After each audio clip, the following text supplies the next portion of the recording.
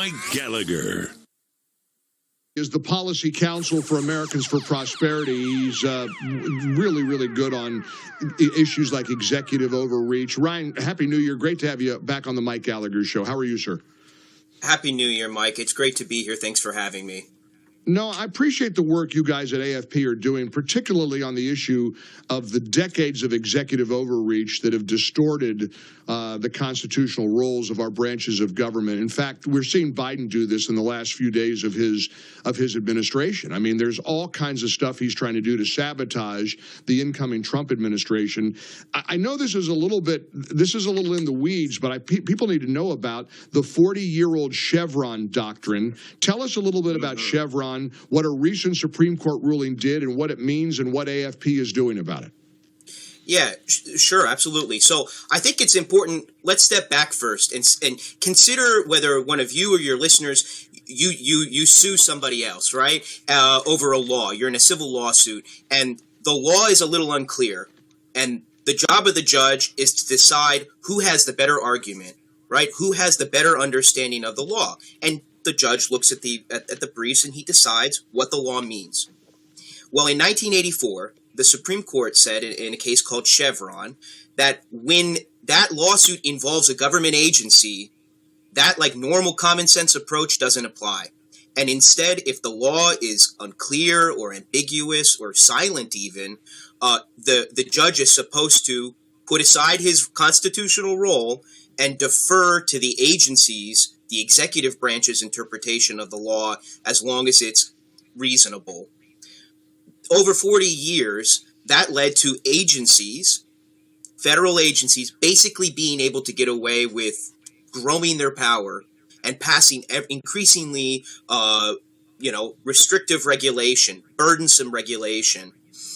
It distorted our whole constitutional order. You know, it's a bit of a generalization, but I think it's very true that when the founders and the framers wrote our Constitution, they envisioned that each of the branches of government was going to have its own unique role, and that they're not supposed to, impede on the other branch's function. The job of the courts is supposed to be to tell us what the law means, and the president and the executive branch is just supposed to implement. That whole separation of powers got distorted by Chevron deference.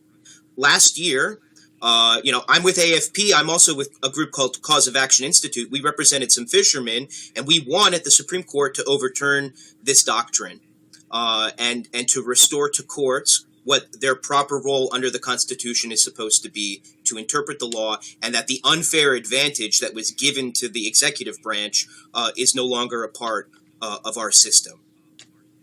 Wow. Now, there's a two-part question where, as I said, we're watching the Biden administration push through 11th hour rules and regulations and I believe, to sabotage Trump, obviously. How does the way, two-part here for you, Ryan, how does the way Congress currently does business allow an administration to abuse their power this way? And number two, can President Trump and his administration undo all the damage that Biden is doing right now? Yeah, so, it's very interesting that one of the most important parts of the Loper Bright decision, that case that overturned Chevron last year, one of the most important parts is the Supreme Court not only gave back to judges their proper role, but they invited Congress to take back its own power and to do what the founders envisioned the legislature would be doing under Article 1.